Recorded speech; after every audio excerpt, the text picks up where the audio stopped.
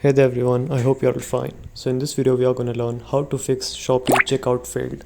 So without further ado, let's get started. So let's go to Shopee, and if you are seeing this error here that your checkout has been failed, so I will show you how you can fix that. So it's a very easy trick. You have to just go to your settings. Actually, you have to go to the settings of the app.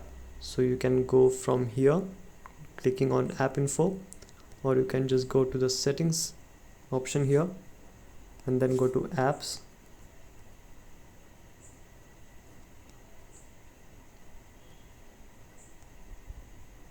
So click on the settings of app,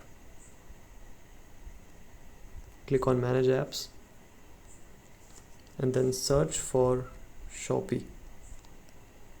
Once you click on it, go to storage, click on clear data, and make sure to not clear all data and just clear the cache. Once you clear the cache, you should check again, and the issue must be gone. So you should be able to do checkout seamlessly. So that's how you can fix the checkout failed error. So that's it for today guys. Hope you found the video helpful. See you soon. Have a good day.